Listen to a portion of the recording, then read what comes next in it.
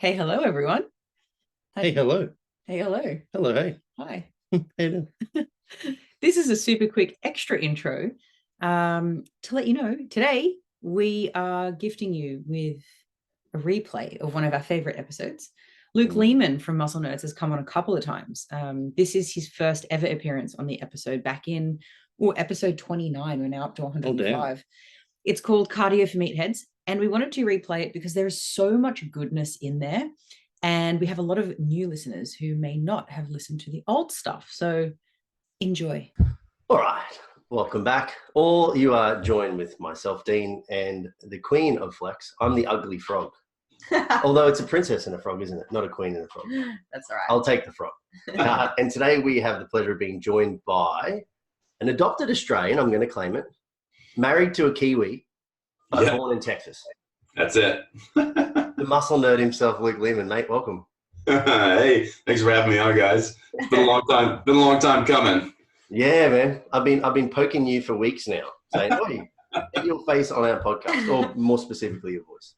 Well, now none of us can leave the house, so it's a good time to do it while we're all having to stay home. So, perfect timing.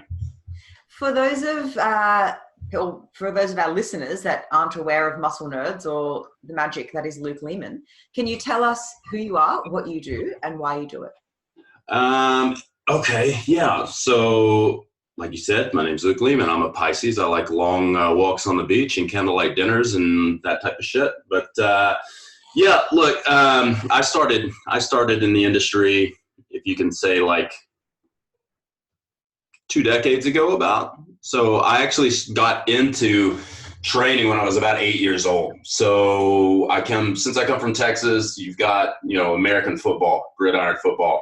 And so we get started really early. I come from a very small country town of less than 7,000 people. So your options growing up was like, I can cuss, right? Yeah. We're no holds barred. Our tagline for this podcast is how to be less shit. So that just sets the tone. Go for it. Okay, perfect. Because the only stuff we had to do in my hometown is like fuck and fight and drink and lift weights and play football.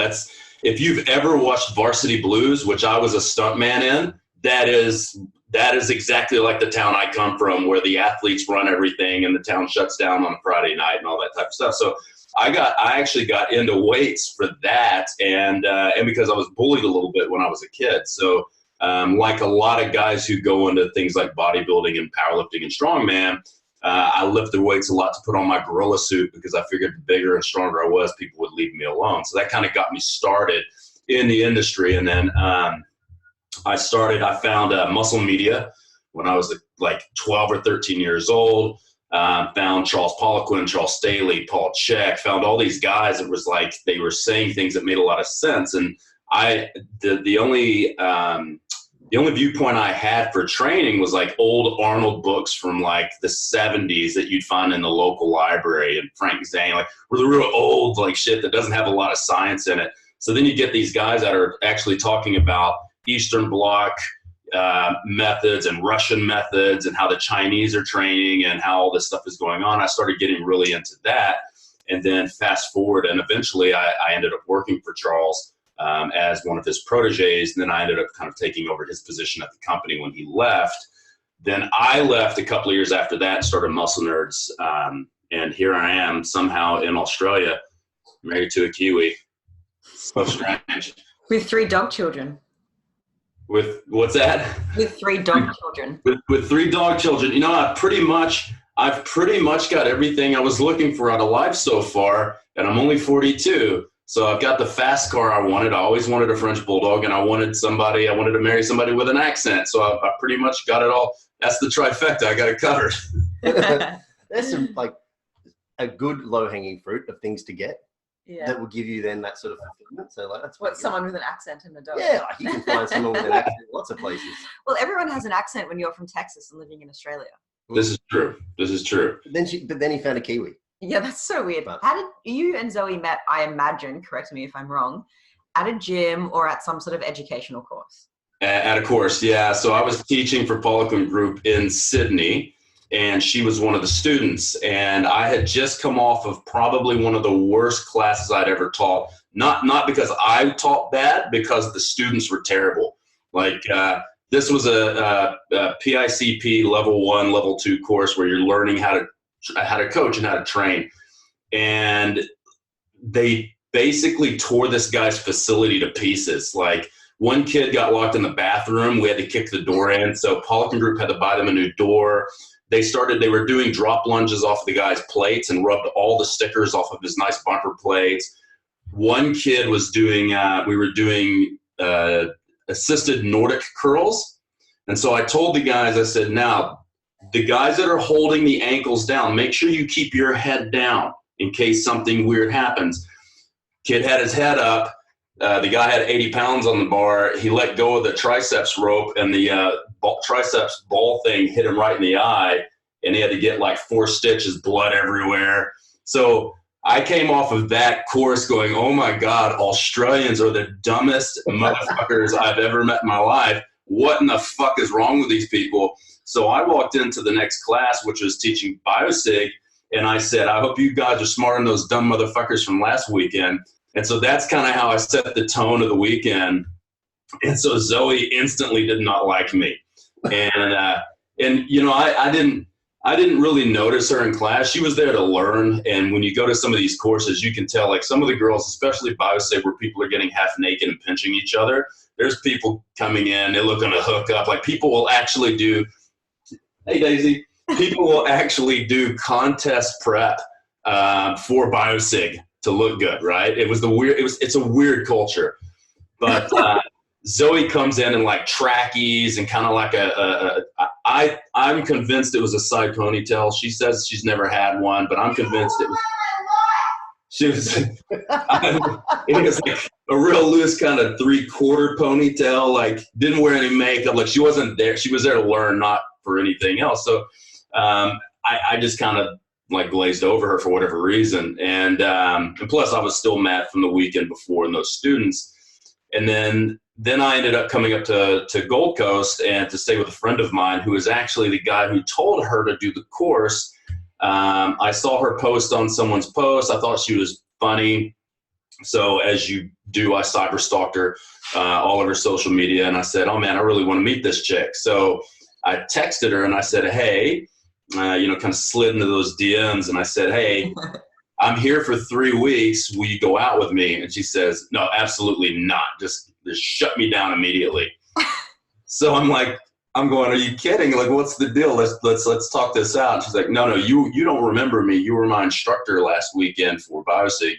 You're an arrogant prick and blah, blah, blah, blah. She actually Polican Group sent anonymous surveys, and she actually gave me a bad review. But I didn't let that stop me. I like a good challenge. So every day I dropped in her DMs and asked her out over and over and over and over. And I finally wore her down. And the first, if anything, this is a testament to Luke's game and charisma. Oh, all right. I've got a tattoo here that says relentless. So took me 2 weeks, convinced her to go out, and it was supposed to be just a date, kind of we both knew what it was supposed to be. It was just going to be kind of like a hookup, one-night stand type thing, and it ended up being a 4-day date. And then 2.5 months later, she sold her car, quit her 2 jobs, and flew to America and met me in Boston. And we've been together ever since. It's been 5 years now. I reckon the only kind of person that would have that sort of behavior would be a side ponytail wearing chick. Yeah. There's no way she was a straight 180 with a normal ponytail. No one does that with a normal ponytail. Respect to Zoe for shutting you down and telling you you're a piece of shit when she thought it. I love that honesty. That is so good. Yeah. I've also been hounding Zoe to come on the podcast too, because Zoe's got a big brain and people need to know about Zoe. And now she's already featured. She doesn't even know it, but she's got a background feature, so she's on here now. She may as well come on and talk more shit later. I told her this morning, I said, I'm going to go ahead and tell them. I'm going to go ahead and commit you for next week. And she's like, no. I'll do it myself. I'm like, all right, well, let's come on, let's get it going. Like, she needs to get out there. People need to hear from her, man. Yeah. She's got such a different perspective than a lot of the rest of us, because she wasn't really a trainer. Like, when I met her, she had been doing boot camp stuff for a 1.5 years, 2 years, and she was done a couple of personal training sessions. So she's been able to see kind of both sides of being just a regular civilian versus actually being in the industry, and then skyrocketing up in the industry to kind of that weird niches and seeing a weird pocket of the strength and conditioning industry. Mm. Speaking of which, just going from being a regular civilian to skyrocketing, I understand that your main audience at Muscle Nerds is other coaches, because you see how many bad coaches there are out there and how that has detrimental effects with the clients that put their trust in them. So you run some courses. I think you've got multiple going on right now. You've got a 10-week program design course, nutritional fundamentals course, and then you've got another one aimed at helping coaches understand how to coach online versus how to coach face-to-face. Did I get that right? Yeah, you did. It's basically, it's some of the stuff you wouldn't learn at a traditional course. And because I've taken over the last 20 years so many courses, and I've delivered so many courses, and I've seen so much content, so I'm always looking for putting something out that no one's put out before. And where can we fill these holes where people aren't understanding this stuff? And one of the things, especially, is client communication. Like, if I'm going to people think, and you guys know because you're primarily online, people think that online training is easy. Well, if you're doing it right, it's hard, and it is very, very time consuming. It is much more time consuming than being in the gym. If you like a lot of admin work and you're great at communication and you want to be sitting at your desk 12 hours, 16 hours a day, then online training is perfect for you. If you're more of a people person and you need that personal connection with people, then you need to stay in the gym and stay offline, because the online market's getting super saturated. And then people are devaluing the market by just selling stock standard crap programs and not actually giving the service. So we pulled a piece of our program design, the big course.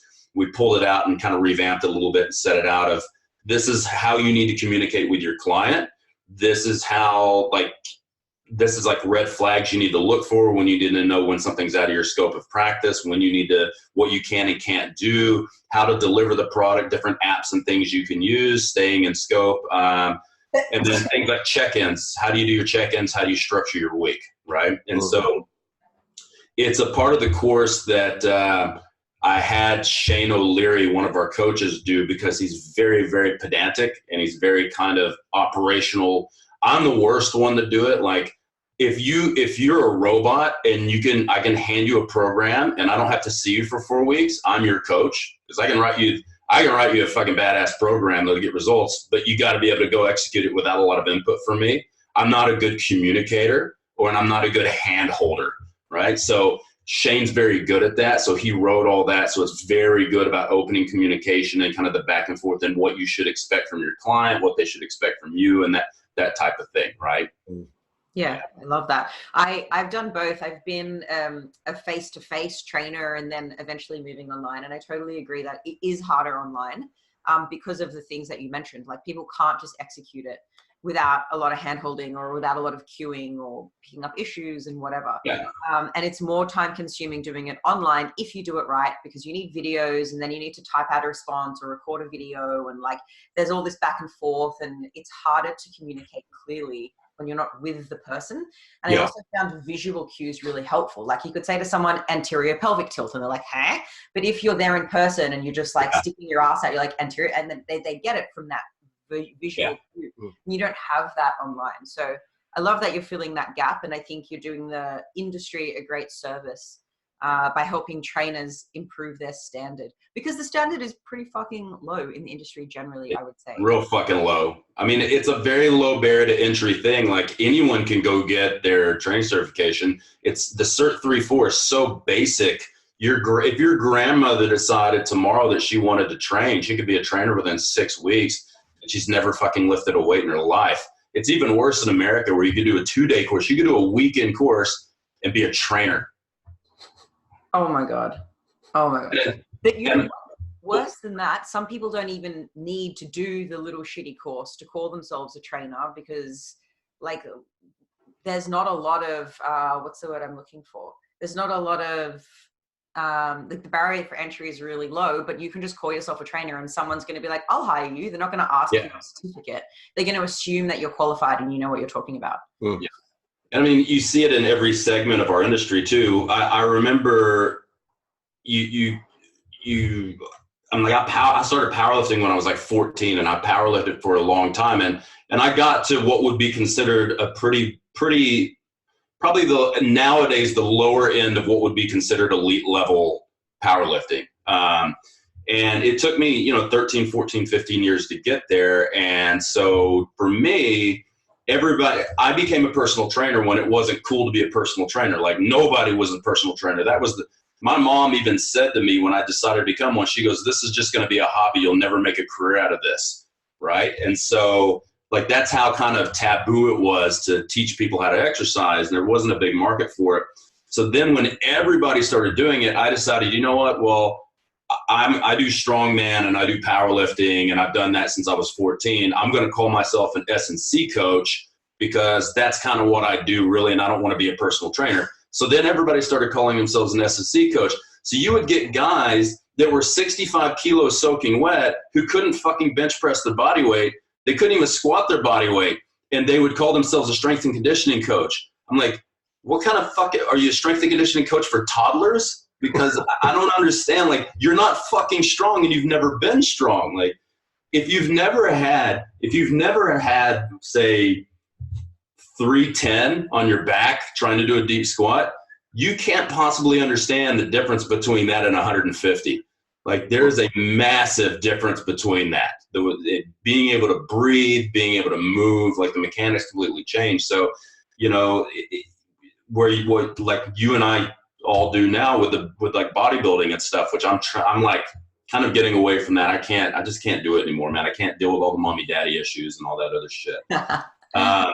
But like, you'll get somebody who decided to do a show, and they'll do a show in like fucking miles where there's like 3 contestants, and they'll place because there were only 3 contestants. So they'll be like, oh, I placed 3rd in my first show. Now I'm a competition coach. And you're like, you were the least shitty looking person on stage. There was only 3 people there. Like, you'll see people you'll get your pro card by default because you were the best out of 2. Like, it's just our industry is so wacky, man, because you can basically do whatever the fuck you want to do. And unless you hurt someone, no one's ever going to do anything about it. Even if you do, we know plenty of people that have injured and harmed their clients in many ways. And what are the repercussions? Like most of the time there's not. Oh man, there was a Sydney trainer that had a squat problem go viral. I can't remember who it is, but they basically had a dude back squatting outside of a safety cage in the middle of a fucking fitness first floor.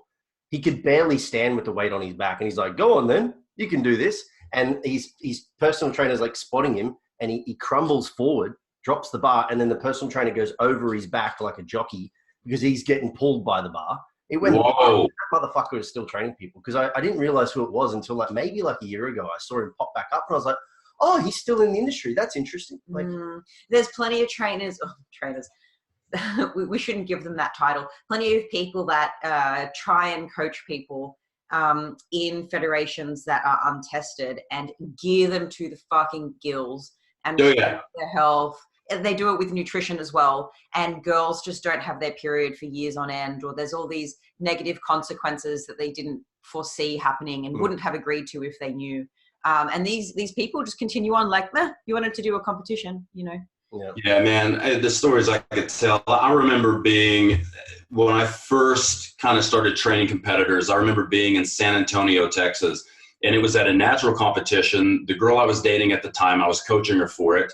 And we're kind of like hanging around, and one of the competitors was on the phone, and you could hear him talking to his coach like, oh my God, I got randomly drawn for drug testing. What do I do? And you could hear the coach basically going, abort, abort, abort. I can't have anybody know that I have you on gear while you're at a natural competition.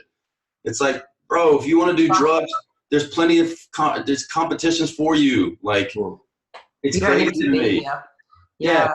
Like, I personally think that if you've ever done steroids, you shouldn't be able to do natural. Even if you haven't done gear for, say, 7 years, it's still unfair, because when you're on steroids, you build more myonuclei there. There's things that you build that are long lasting that never go away. And so it's still an unfair advantage. Even if you take 7 years off and you haven't taken gear in 7 years, you still should not be able to go in a natural competition. The official rules with bodybuilding, at least in natty comps, is 5 years. And we think that, you know, legally, sure, you're abiding by the rules, but it's not really abiding by the spirit of the rules. We had this conversation with Genius, Broderick Chavez, quite a few episodes ago, and we disagree on this topic. We agree with you in that we refuse people that are on gear and say, hey, I want you to coach me for this competition. We'll just say, like, that's cheating. We can coach you, but not in that federation, in this federation, or you can find another coach. Whereas Broderick doesn't really care so much, but we're totally in line with you. If anything, I think Broderick finds it exciting because it's kind of like a game of cat and mouse, you know. Yeah. But it's a bad one. Some federations are slightly different. Some of them now have a blanket rule that kind of says if you use any substance that could enhance the performance, it is otherwise not considered natural. Yeah, and they blanket term it. So like you could even say that like the reason why a stimulant is banned because it gives you some advantage, and they talk about an athletic advantage, but you're still relying on the moral integrity of the individual to say, yeah, no, I haven't done any of that. But so does sleeping in a bed instead of a cave. Like, gives you an advantage. And then where do you draw the line? Like, what about creatine? That gives you an obvious ergogenic advantage. What about electrolytes? What about whey protein? Like, where do you draw the line? What is natural, really? Yeah. And here's the thing, too. Here's the kicker. Weightlifting isn't natural. Like, there's nothing natural about it. Like, we're primates. We're built to climb and, like, run and jump and shit like that. Like, everything that we all do every day when we go in and we squat and we bench press, there is absolutely nothing inherently natural about that. That is completely artificial. Hypertrophy to a human body, evolutionary speaking, is not natural. Your body doesn't want to get gigantic. That's why I've had this argument with people for years that BMI still matters, even if you're big and ripped and you think you're in shape. All right. And I've had this argument, and last year, I think Luke Tolick sent me a paper on it showing that people that are bigger, even if they're leaner, are still at a higher risk for mortality than people with a lower BMI.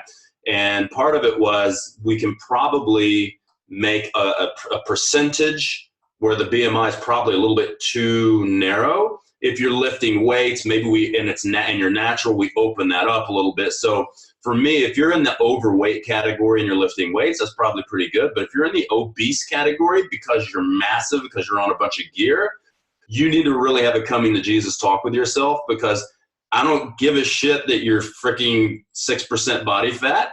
If you're my height, if you're 6 foot tall and you're 124 kilos and you're 5% body fat and you're like 35, 36 BMI, you are increasing your risk for all-cause mortality. I don't care that you think you're healthy and in shape because you're fucking oats and oatmeal every day. You know. Let's break that down a little bit more, because I think it is important. I've had the same argument, share the same opinion as you, is that obviously the further you shift away from that sort of bell curve, central point of the bell curve for body weight, that you are increasing the stresses of all-cause mortality. What are some of the things, despite the fact that you may otherwise appear to look healthy or look lean and fit, what are some of the problems that people need to be aware of with escalation of body weight, irrespective of what that is? First thing is, number one is the blood pressure. Right? You got to keep that blood pressure in check. And you know how it is here in Australia, where it's #fuck cardio. Like the one tool that makes it the easiest, probably the most effective tool to drop your blood pressure, other than, assessing sodium potassium balance, the best tool is stress management and cardiovascular conditioning, right? So there's a lot of guys, especially the bigger guys, who would probably do really well if they would just do a couple of big blocks of conditioning before they begin prep, and instead of using cardio to chase calories initially, do it for the adaptations on oxidation, so that you can eat more food during prep and you can oxidize more food faster. You have more energy, you can train, you have better performance while you're in the middle of your prep. So, people need to start thinking about what are the adaptations of what they're trying to do. And most people will use cardio for chasing calories, when what we need to think about it is, what adaptation am I looking to do, right? And that can have long-term effect. If I want to lower my blood pressure, the easiest way to do it is through aerobics. I mean, that's what we found, and changing the pliability and the elasticity of your vascular system, and then changing the cardiac morphology so that you can perfuse more blood per pump instead of really thickening up that left ventricular wall and making it very inefficient for your heart to beat properly. That's one of the main ones. Another one is looking at things like creatinine clearance. So people with a lot more muscle tissues, they're going to create a lot more creatinine, which means their bun levels are going to be off. So every time they go in, they're going to expect to show that they have, like their EGFR will typically be a little bit low. The bigger you are, that's pretty normal. So you want to, but you still need to keep that in check too, because there could be some type of, chronic kidney disease type thing going on with people that they might not catch if they just assume that they have, that 50 on their EGFR is okay. They really want to make sure that they're getting the rest of that stuff checked and look at their creatinine clearance, looking at their urea clearance and things like that to make sure that they don't have some hidden kidney issue that's being masked by total body mass, or by total lean body mass, I should say. Yeah, so essentially what you're saying here is, as lean body mass goes up, some of those byproducts of that are going to show up in these blood panels as a potential negative. Absolutely. They will use that then as an excuse to say, my levels are fine, it's because I'm massive.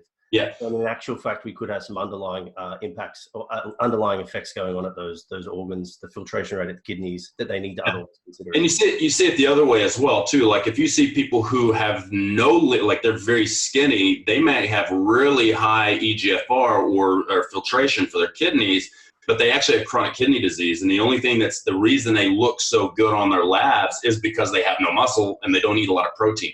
So the more protein you eat and the more muscle you have and the more you train, the more that's going to lower that value. So that it's going to skew different values, and you want to make sure that you're looking at trends across a long period of time to make sure that there's not some ticking time bomb, and God forbid you end up having a stroke or a heart attack and it just came out of nowhere, And I'll say that like came out of nowhere. Well, if you're using 3 grams of gear a week and you've been doing that for 5 years and your blood pressure is 168 over 102, it didn't just come out of nowhere. Like your body just finally got to a point where it couldn't compensate anymore. And the compensation was, I'll just shut down.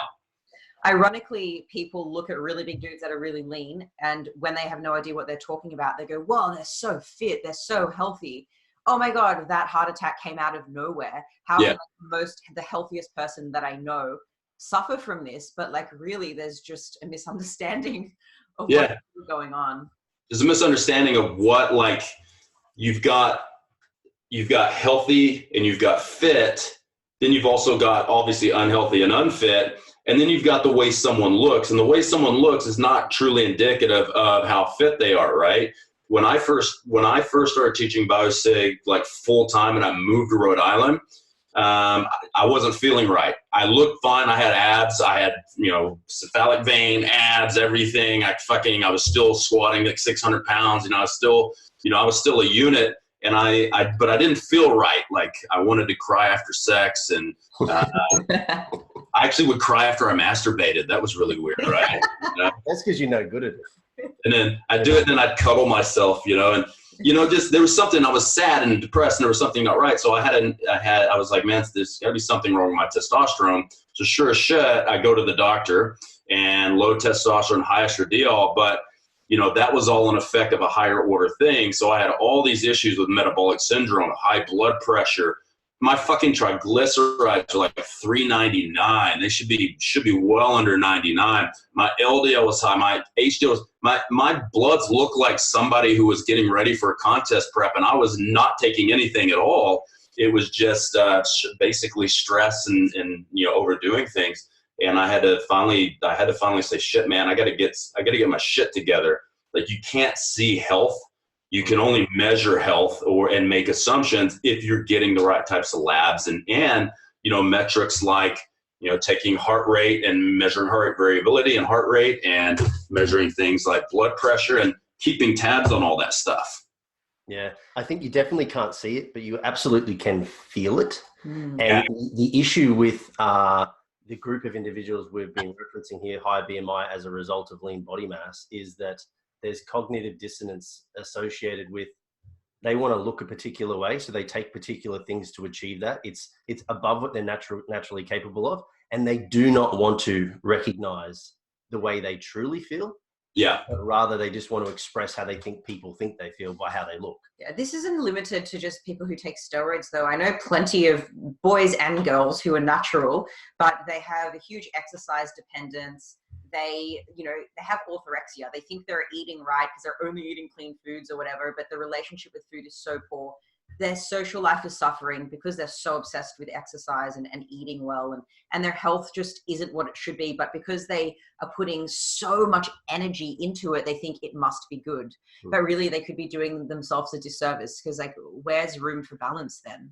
Yeah. Where's room for de-stressing or least mode? Yeah. Yeah. You see those girls, and they'll go, they'll look at you and they'll tell you straight up, I don't know how girls don't eat. I don't know how girls can be anorexic. And you're like, but you're training like 30 hours a week. Do you not understand? Like, that's the same thing.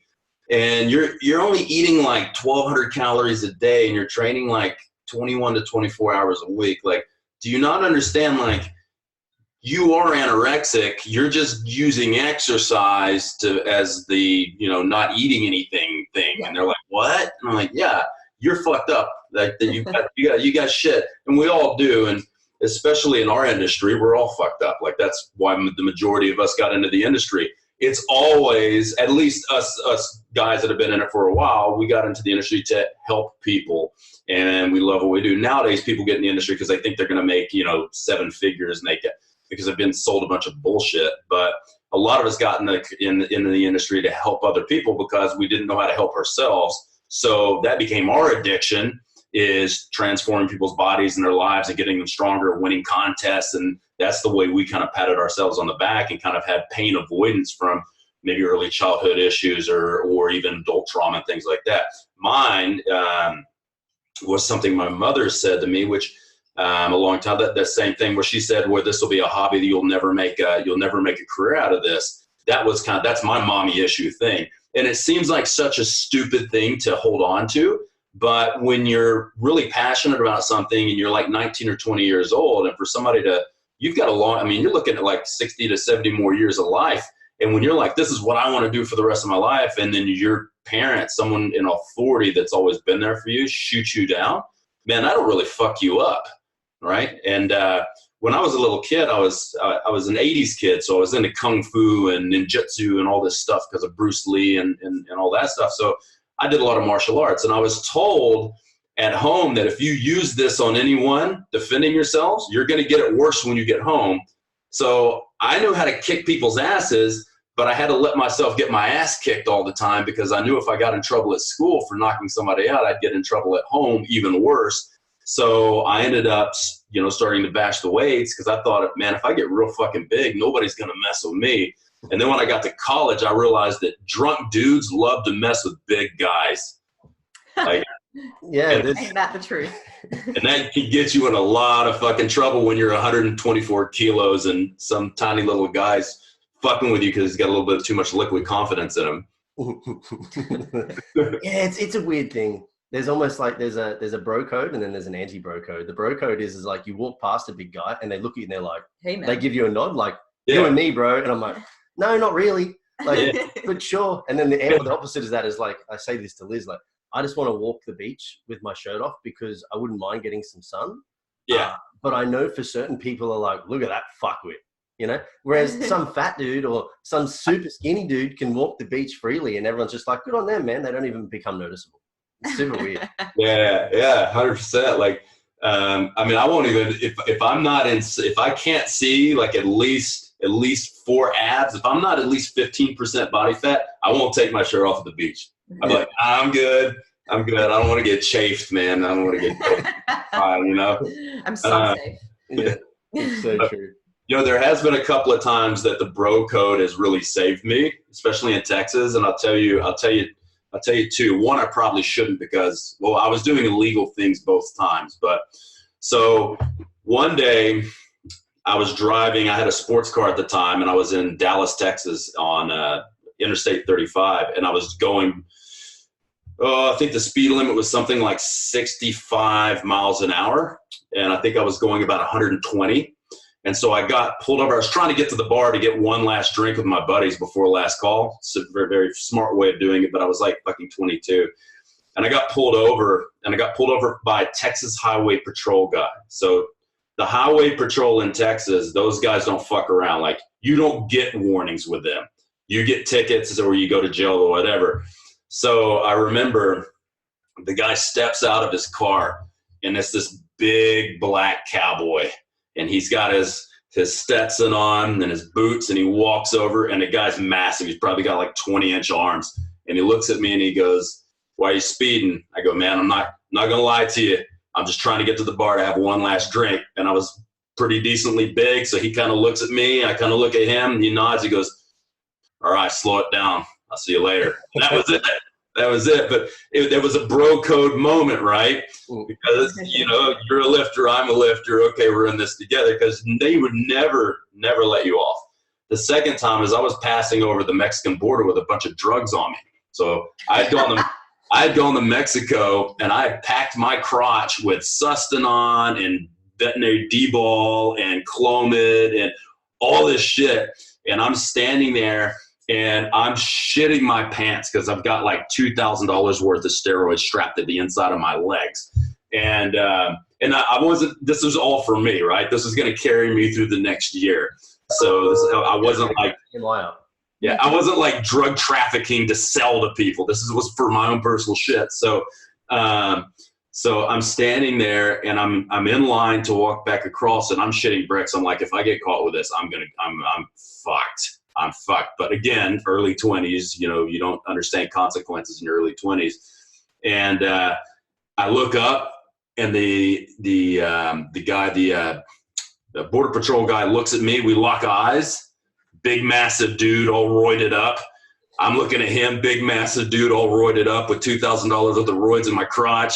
He kind of gives me a wink and a nod, grabs the two little frat boys in front of me, says, "Get out of the line, come over here, we got to check you, and sir, you come on through." And I was like, yeah. So there are times when the bro code is, we're glad to have the bro code, right? He's like, "I know why you're crossing this border. I cross it also." 100%. Go in the line. That's funny. But mate, I think the biggest thing that I've noticed with individuals that go to your courses and all the rest of it is that it's a twofold thing. One, they enjoy the stories. You're a charismatic dude. You have great delivery. But secondly is because we've talked about trainers in the start of this podcast and how people fuck it up all the time. And I think they fuck it up because they work at a surface level understanding of what they're doing. And they're essentially just regurgitating shit they've seen. Yeah. They take the protocol, they don't reinvent it, they don't understand it, they just give it to the person to follow, parrot. You're more of a ground up kind of guy, and you teach from the bottom up, which I think is really cool. So I think in light of us talking about the BMI and now the cardio, this has been a really interesting time with this COVID-19. We'll release this during this time of people still being away, where I've said to a lot of my clients, this is probably a blessing in disguise because it forces you out of your current behaviors of only weight training, and it forces you into potential fear points like doing some cardiorespiratory or cardiovascular dominant training. So for those that need to understand what this is all about, the benefits of cardiorespiratory training, and then how that transfers potentially even into muscle growth and how it supports it and it's not perhaps anti it, could you break down like what cardiorespiratory training actually is and how we can go about it and why people might want to actually consider it? Yeah, so, and that's the thing, it's such a broad topic. Like if you go into a room of 100 coaches and you say, all right, we're going to talk about cardio, they immediately think about, oh, I'm going to burn calories. And I still use Broderick's, that little rant he did that last time he was in Brisbane. I remember sitting in the back of the room and he was asked about, do your cardio rant. And now keep in mind, I'm looking at this guy and I'm looking at him hobbling around on stage, power lifter, half crippled. I'm convinced, and I'm the dude in the room that's known as like kind of like the Brisbane cardio guy, even though I'm not, but we've talked about it so much over the last 5 years because no one's doing it. They're like, just do your weightlifting. Great. That's cool. But if you want to be healthy, we need a little bit of this as well. Right.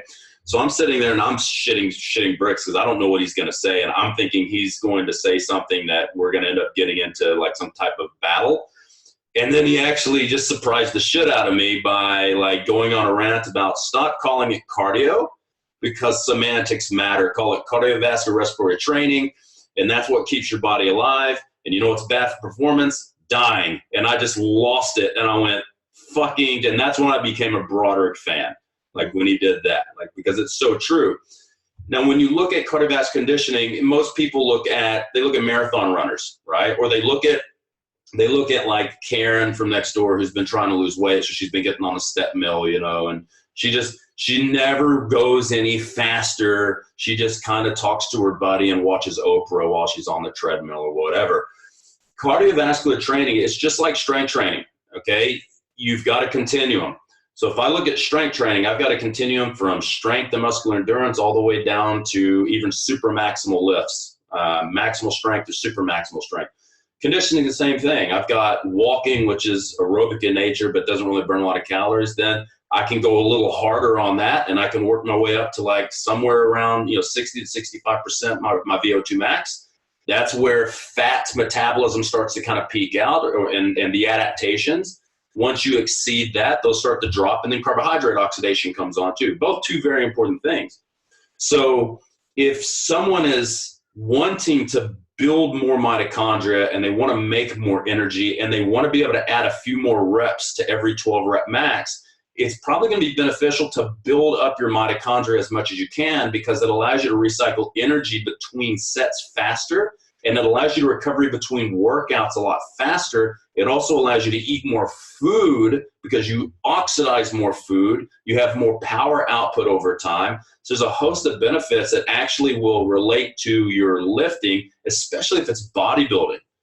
Like if you think about the name of the game for weight loss or for fat loss specifically for bodybuilding, a lot of the times when you look at we obviously understand nutrition's the majority of.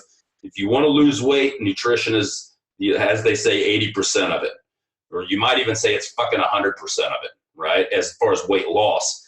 The training dictates what weight you lose and how your mitochondria process nutrients.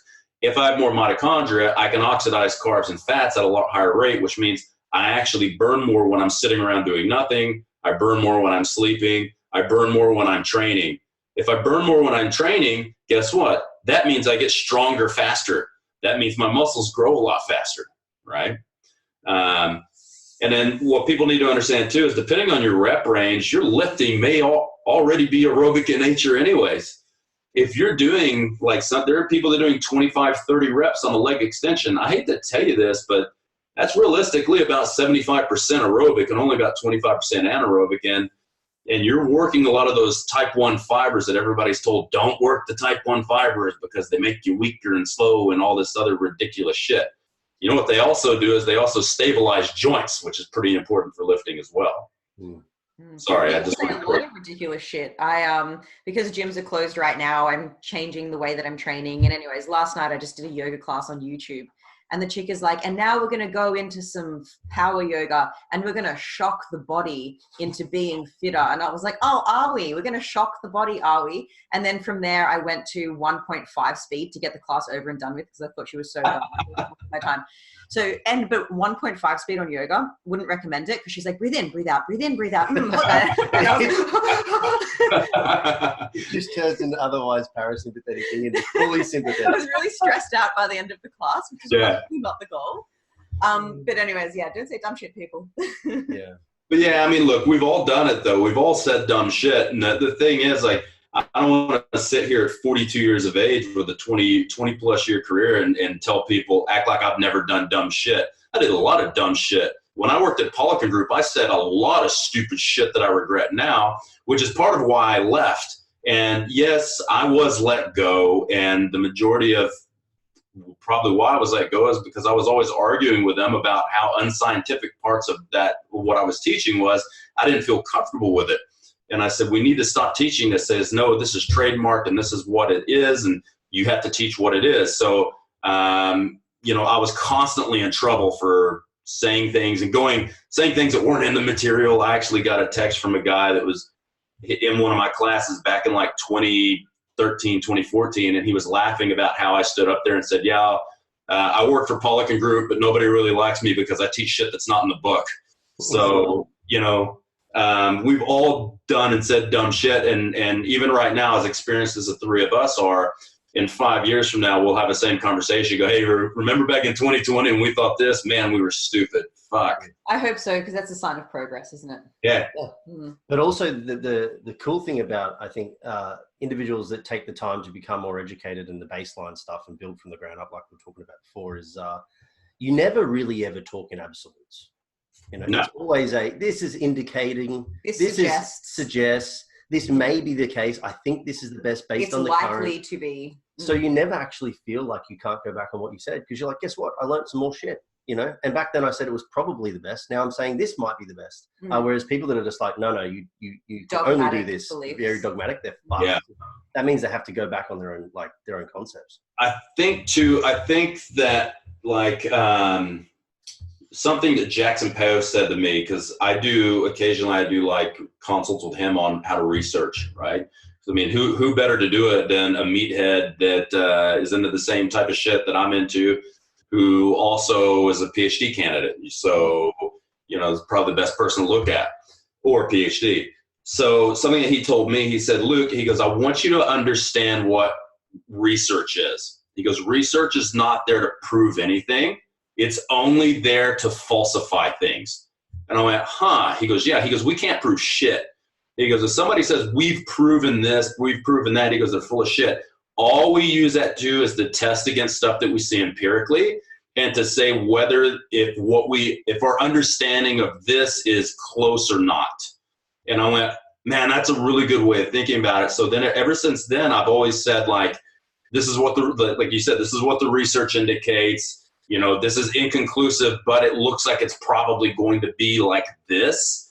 But shit, we can't prove anything. Or if I have a theory or a hypothesis of something, I'll tell people, like, I'm pulling this out of my ass. I'm going to be straightforward with you. I cannot find this in the literature, but looking at the biochemistry and looking at the physiology of it, this looks like it makes sense. So I'm just going to tell you to just keep that in mind, that this might be the way this works, but I can't prove it yet. I can't find anything that anybody agrees with me on what's going on here, right?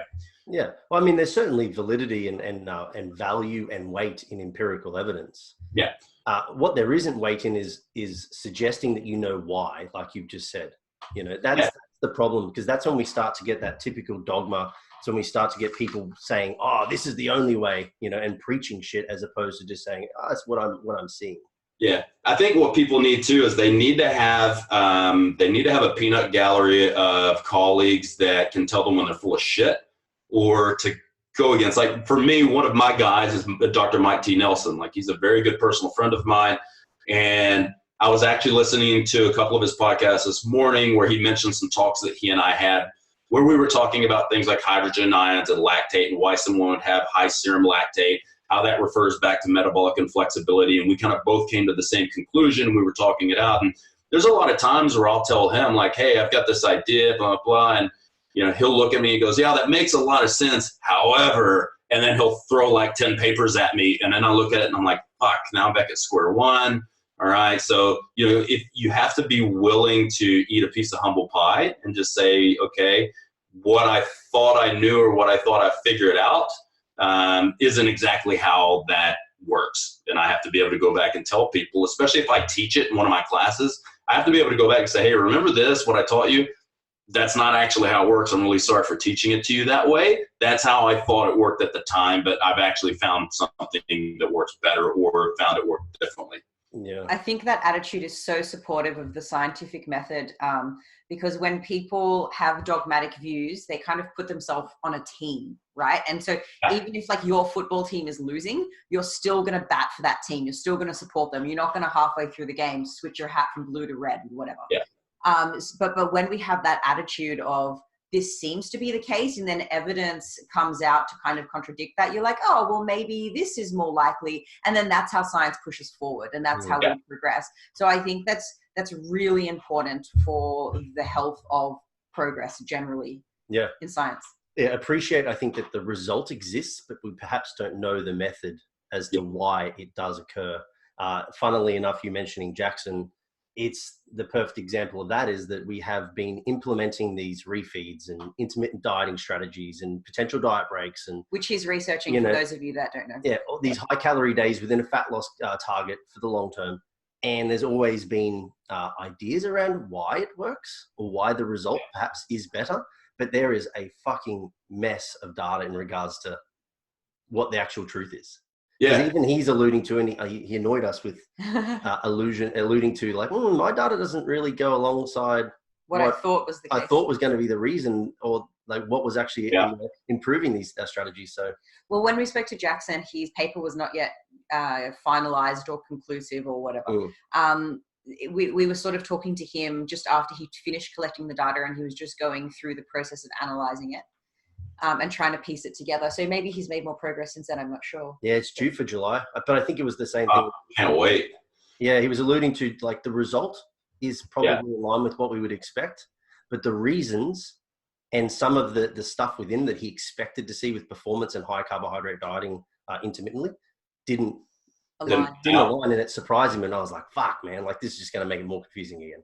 Yeah, I mean, I've got my ideas around some of this stuff with continuous versus intermittent dieting and things like that. And like, I know his mentor did the Matador's diet, and a lot of coaches will throw the Matador diet out. I think it was a stupid fucking study.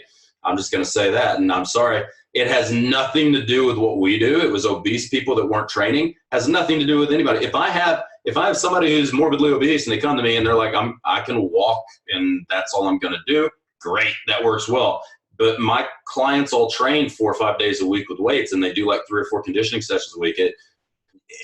So to me, like it's not a good example to throw out for your argument around intermittent dieting, right? I honestly don't think that continuous dieting, if you match the calories over the, say, 6 months, I don't think it really matters if you do continuous or intermittent, as long as the continuous diet isn't a massive calorie deficit. Stop dieting people on 40% deficit and thinking you're going to be able to sustain that for 6 months. It's fucking retarded. If you want to do that, give them diet breaks. But to me, I have to talk to my clients, say, okay, you guys have had your eyes checked before, right? And they go, which is more clear, lens A or lens B? Okay, then what about this one, lens A or lens B? Lens A or lens B? And you go through all these different lenses till you find the one that makes you see the most clearly. And that's how I look at like diet and training. I'm like, okay, what sounds better to you? That you just undereat a little bit and you're never really that hungry, but you're a tiny bit hungry, or you're real fucking hungry for 2 weeks, but you know you get to eat a lot for 2 days. Depending on what they want, that's what I'm going to put them on, and depending on what they can be compliant on. But as long as the calories are matched, I don't think it's going to be that big of a deal. But who fucking knows? I'm also a fucking college dropout, so who gives a shit? Who gives a shit? Well, we have a really thorough questionnaire and consultation process with our clients to figure out what does fit you best, because we don't have one way that's best. What's best is what works for the client. So that's why we ask a lot of annoying questions, which it takes a little bit more time than just like, here's this program for $49.95, off you go. Yeah, I mean, I'm pretty similar to you, Luke, in that I don't really think there's a hell of a lot going on, like positively from a physiological point of view, from intermittent versus continuous.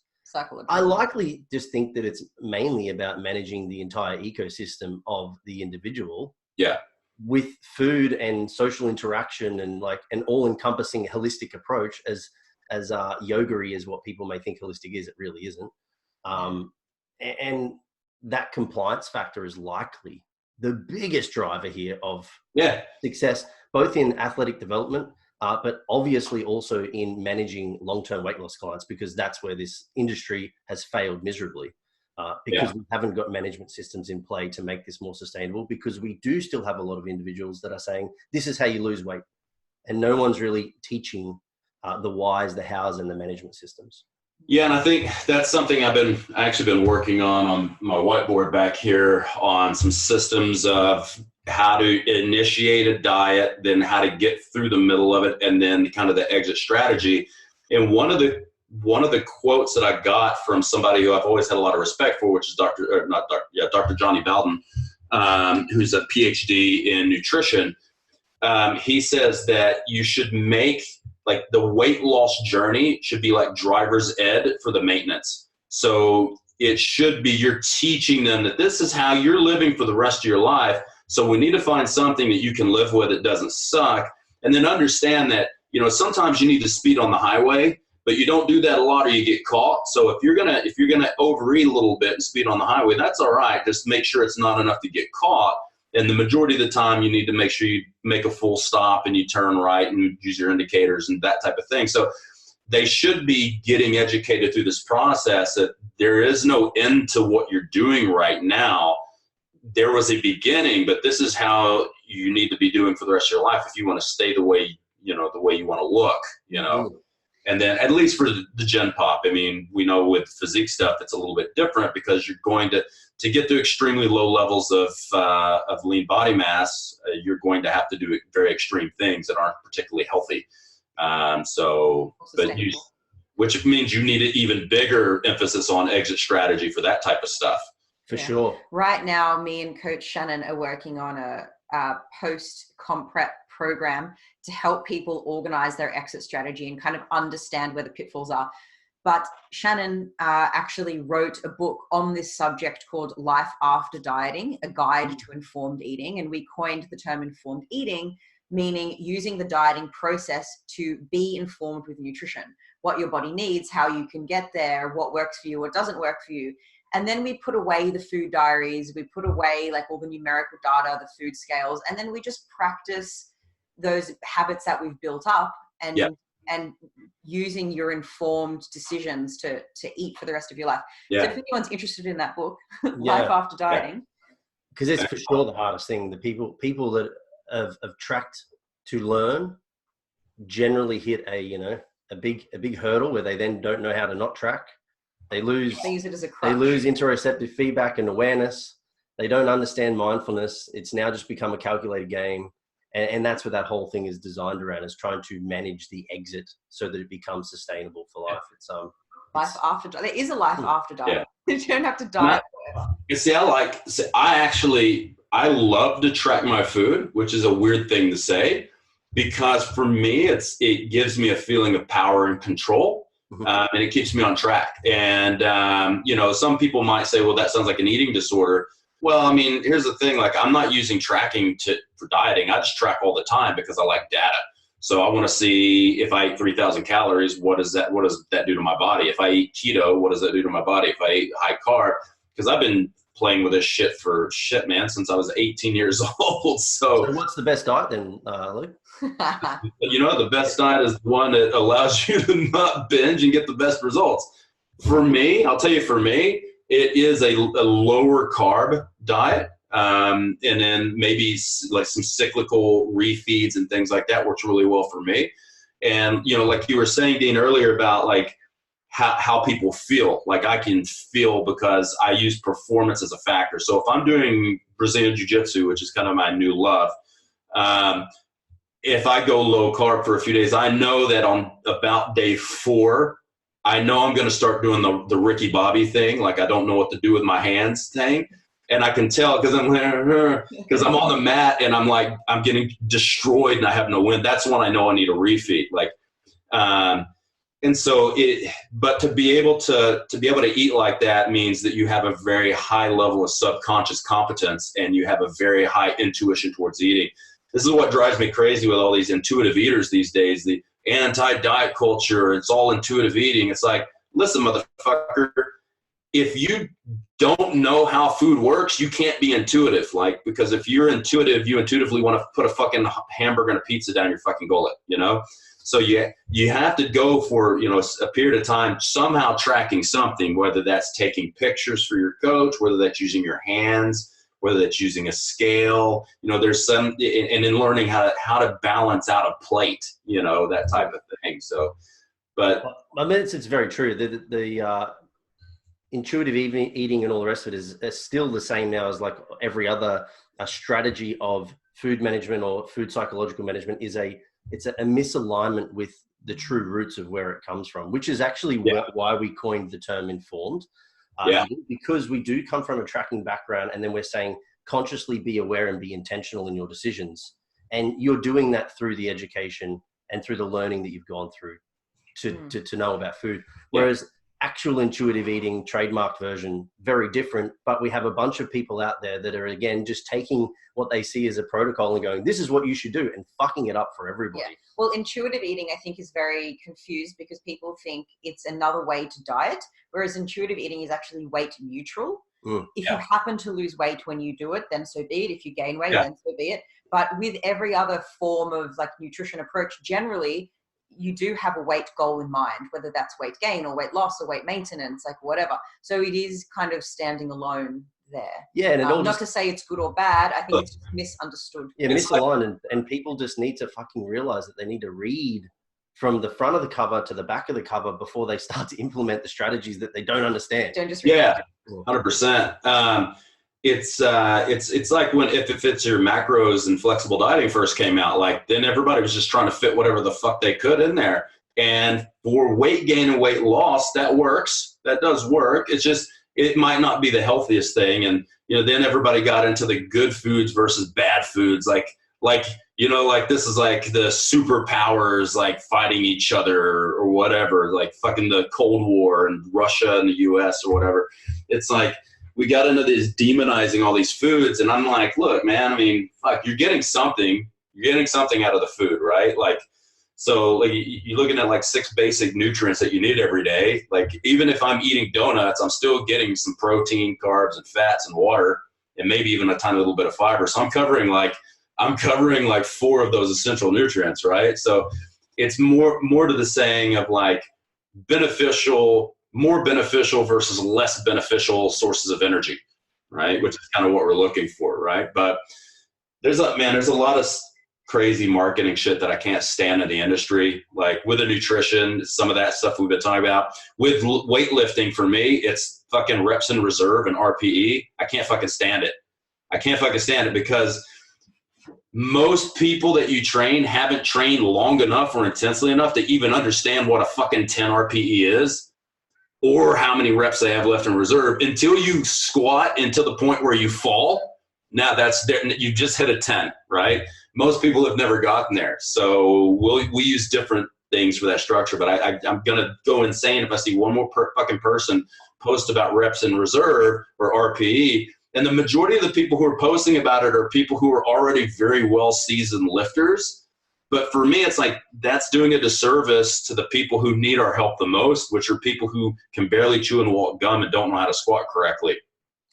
Man, it is true. Like you got time and a place. Yeah, like where that RIR came from is from a very IQ driven cerebral lifter in Mike.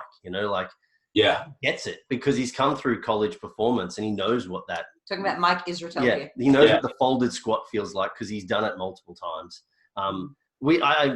I like RP and RR if it's appropriately, implemented. I think it can be a really good strategy. But I'm also dealing with people that are very mentally attuned to how they feel and what failure's like. I can tell you right now, if us 3 went to the gym and we were all training, we could all probably watch each other look and go, you've got 2 more reps left. Mm-hmm. Right? We can probably, I can watch somebody warm up, and I know what their 1 rep max is going to be while I watch them warm up. Like I know I can calculate all this shit because I've spent 2 decades doing it. Like you guys too, right? And you guys know, like if you're lifting, you're like, all right, I got 1 and like 3/8 of 1 left, and you're like, you get that 1, and you get, oh yeah, there you go. So I got 1 and a partial. But yeah, most people. We're not the norm. We're the outliers. We're the 15% way out there on the extreme side of the bell curve, right? It is true. So, it's very hard to verbalize my warm up to achieve my working weight to people. Yeah. Like, I do 25 of something, then I do 10, then I do 2, then I do 2, then I do 1, and as I'm doing that, I'm essentially using how that tension and weight feels to calculate how many more kilos I can put on to achieve a given amount of reps. That's 9 reps away from my current. God, that's hard to coach. And they're like, what? Like, you mean there's no method? And I'm like, well, no, I'm getting feedback. I'm sensing, feedback. Yeah. Plugging that into the calculator that is the brain. And that is true. That only comes with it. And see, for me, because I was a power lifter before I did any type of physique stuff. So for me, everything's all mathematics. It's all a numbers game. So for me, it's like that. Just so that the people listening can understand the mentality of like warm-ups between two different high-level coaches. For me, it's like 50% for 5, 60% for 5, 70% for 4, 80% for 3. Then I might do a couple of 90% at like 1 or 2 reps. And then I jump into my first work set. Or if I'm doing, I may even do some post-tetanic facilitation or potentiation I might actually warm up to over my work weight. So I might actually work up to 110% over what my first work set's going to be. So then when I go to my work set, my nervous system is ramped up. I tend to be a really fast twitch, high nervous system dominant, like strength athlete. So it takes me a long time to get the nervous system to wake up. But you're pyramiding your weight and reps, right? So if you're doing 110% for 5 reps, your working set will be like 8 or something like that. Yeah. So if let's say if I'm benching, say I'm going to bench, say like 180. I think it was 180. 180. I wish I could still do 180. Let's say I was doing 120 for a set of 5. I might work up to like 127 and a half. And then I'd give myself like 8 or 9 minutes of rest, and then I'd begin the warm up. Right. And you just do like a single or a double? No, for that warm up. Yeah. Just a single, you know. I've thought about playing around with really super max, like seeing what would happen because I've got weight releasers. What would happen if I did like a 10-second, 140% super max eccentric and then gave myself like 15 minutes and then worked out and see what happened? But I don't have the nuts to do it yet. I'm still too scared to do it. So we'll see what happens. Please film it. Yeah, it's a really interesting concept, that, and I've certainly found it to be something I've enjoyed. I used to do it back in the day with pressing off a pause. Work up to a heavy above the working on a pause, and then put it on like normal, and then use some recoil and a lighter weight. And it's just like, fuck, man, is there a rubber band attached to this? Yeah. But I'm also like you, though. I can only kind of do that a couple of times, and then I just gas out. I'm 100% like a sprint and drop guy. Like, man, if you're training hard, you need all of that rest, because some people might be listening to you saying 5 or 6 minutes rest, 8 or 9 minutes rest, and thinking, what the fuck? I have a client who emailed me less than a week ago, and she said, oh, just so you know, in between sets, I've been skipping with my skipping rope to keep my heart rate up. I know was kind of how I felt. And I had to kind of break down why we need that rest and why it's so important. And can we break that down right now? Sure. Do you want to unravel that a little? Yeah, look, so you've got different systems that you need to rest, right? So you've got metabolic systems and you've got neurological systems. Okay, so those are the two main things you're thinking about. So the higher reps you do, you're thinking more metabolic things. So we're recycling ATP, the body's energy currency. So when you're doing lower reps, you have to replenish more. It's more creatine phosphate, but that doesn't really, it doesn't take that long to replenish that, because it never really breaks down below 50, 60%. So you're talking like 2 to 3 minutes, you've pretty much topped up about 90% of your creatine phosphate, right? So I almost always do antagonistic pairings. So I'm either going to do like a push with a pull, or a squat with a knee flexion, or upper lower. So I might do a squat with a pull up, so that you get almost complete as much as you can recover from creatine phosphate. But when you're doing the really high rep, or the really low reps, despite the energy flux that you're trying to manage, the energy substrate, you're also trying to manage your nervous system. So you're looking at like, I've got to manage central and peripheral fatigue via my brain going, okay, what the fuck is this guy doing? Holy shit. Your brain doesn't know that you're doing this to get a 200 kilo squat. Your brain thinks you're wrestling a fucking gorilla, right? So your brain is going to limit your body from doing things that you're doing so that you don't hurt yourself, right?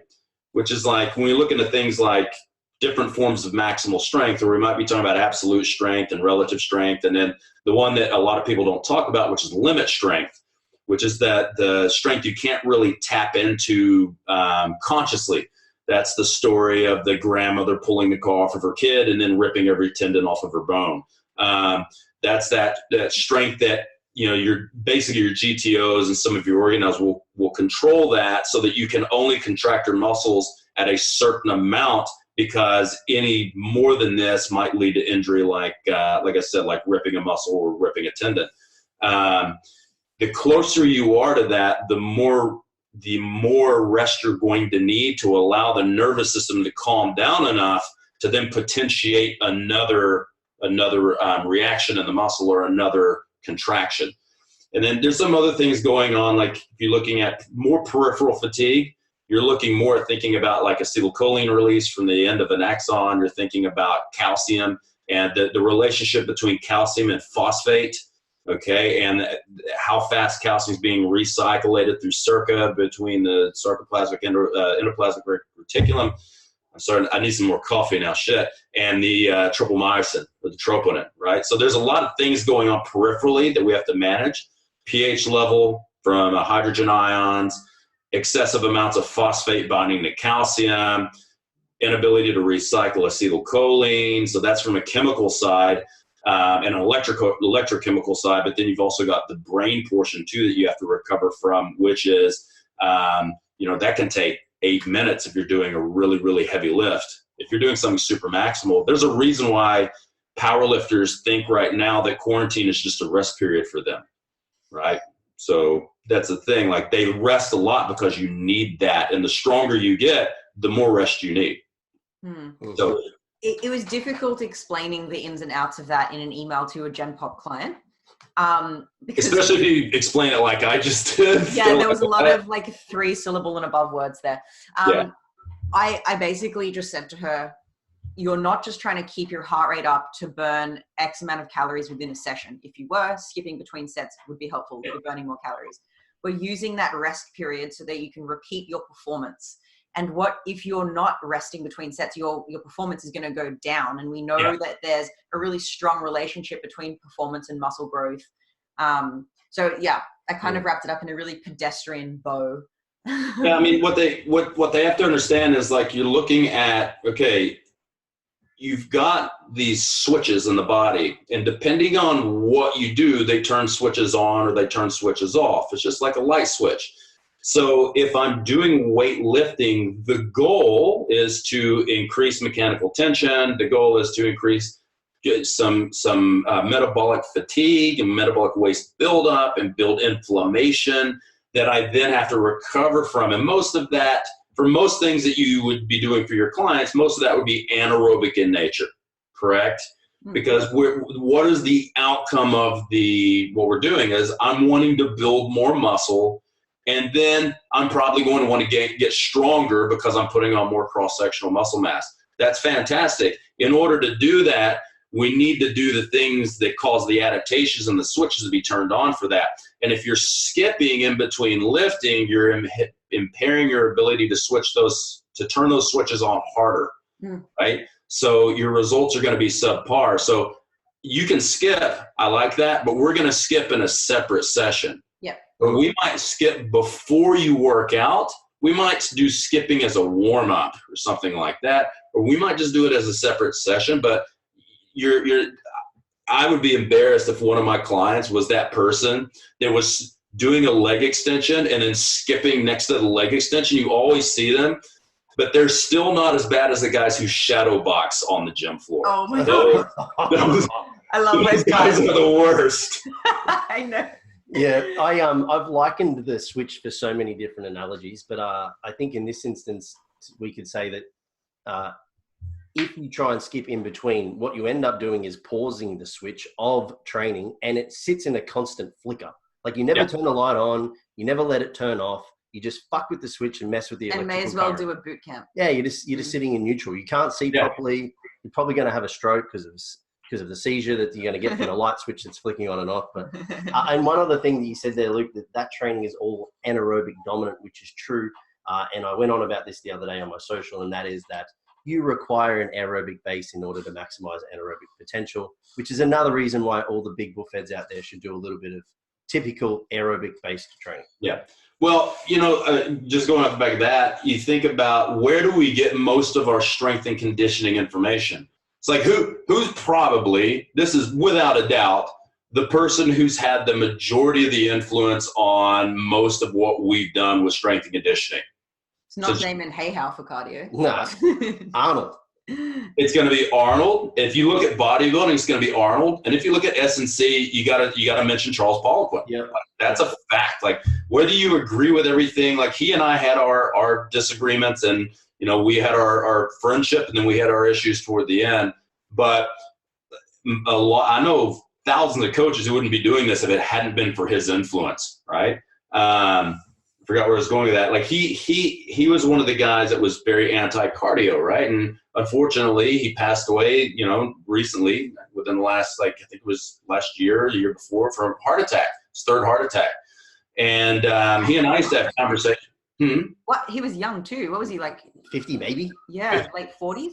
54, 55, I can't remember anymore, but we had our disagreements on doing the cardiovascular work, and that the whole thing was just get stronger, and it was all based on a professor, and I his last name always fucks me up, but Professor Dietmar Schmidt, it's like Schmidt-Bletcher.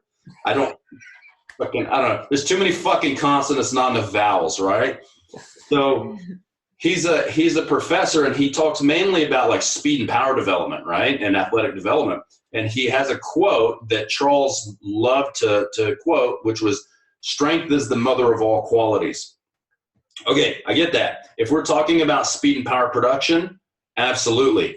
So, but just getting stronger is not going to make you a better athlete, right? If you're bodybuilding, and we'll use athlete tongue in cheek with bodybuilders. No, we never call it that. So yeah, we're not. It's not. We are bodybuilding, a beauty pageant. Yeah, that's it. We're physique artists, right? We're physique sculptors. But they're competing in the Hunger Olympics. There you go. Yeah. Who can handle the most work on the least amount of food for the longest period of time? That's all it is. It's like the Survivor tank. It's like outwit, outlast, outplay, except all you do is just outlast. That's it. But like, if you look at when you're looking at speed and power, you have to have a certain base level of strength to then express that strength in a time domain of velocity and power and all that type of thing, and acceleration. But you still have to be able to produce that repeatedly over and over and over. If you're an MMA and you're a Conor McGregor and your shoulders are gassed by the middle of the second round, you got another 3.5 rounds to go. This is not going to be a good time for you, right? Because you're deconditioned globally and locally. So I came up with, to counteract that, I came up with one where I say aerobics is the mother of all conditioning qualities, right? As my wife is off to say, the aerobic system is your pathway for life. So why would you not want to make that as robust as possible? Like, that's what helps keep everything running really nicely. And that potentiates your anaerobic work. So if I have a broad aerobic base, my anaerobic work is going to be much better, and it's much more repeatable, and I don't need as much rest to do it, which means what's the key? One of the key tenets of fat loss: density. I can build more density. I can do giant sets and I'm not getting tired. I can do Jerome to 8x8 and I'm not getting tired. I'm just fucking cranking out work output over time. Well, I can only do that if I'm in shape. If I'm not in shape, I can't do that. And then secondary to that too, like in the rest phase, you've got a higher affinity to beta oxidation, more fat loss. There's just so many wins to having a solid aerobic base. But I just think there's again, like a lot of dogma and a lot of fear behind aerobic, because everybody just fucking puts up the picture of the marathon runner and goes, this is what it looks like when you run. Yeah. And then they put up like The Rock and go, this is what it looks like when you lift weights, No, this is what happens when you have an Islander father and you take anabolic steroids and lift lots of weights. God, and you're already I reckon he's my free pass. The Rock, yeah. I approve. My free pass. Would you know what? If I had a list of kind of like, if I was gay, these are dudes I would do. The Rock would be on there, and probably Denzel Washington. That Aquaman guy? Luke, no wonder we get along. He's my favorite actor of all time. Oh, he's the man. He's the man. I really like Mark Wahlberg movies too, but then the other day I watched his Instagram and he went hella Jesus on it, and I was like, Have you ever seen, Mark Wahlberg, what was the movie he was in? Was it Fear? Where he was dating this chick and like he was a psychopath, but they didn't know. I'll find it and I'll send it to you, but it's funny because at one point, like he's talking to the girl's father who doesn't approve. And apparently he's like, he's taken the girl's virginity at this point. He's also like done something else to the guy, like driven this pride car that he had that no one's ever driven. And he looks at him, he goes, "Now I've popped both your cherries," or something like that. And at that point I was like, oh damn, Mark Wahlberg's fucking savage. That's funny. Mr. Luke, we appreciate your time, but we know it's a finite resource. So we might start with our wrap-up questions, if you don't mind. Okay. But first, because we have talked a little bit about cardio and all the rest of it, our tagline, as we told you at the beginning of this, is how to be less shit. So if somebody wants to like take a basic framework of how to build some aerobic fitness, what does that conceptually look like if they want to be less shit from a not dying point of view? Okay, so kind of Reader's Digest version is, first you have to realize how much time do you have, because time is the one thing you can't buy. So how much time do you have and how much can you dedicate to it? The easiest, lowest hanging fruit is just your standard steady state aerobics. You put a heart rate strap on and you walk at an incline for 120, 130 beats, and you do it for as long as you can handle. Joel Jamieson says, a minimum of 30 minutes. I would tend to agree with that. And I would say, the more you do up front, the faster you get the adaptation. So that's the best.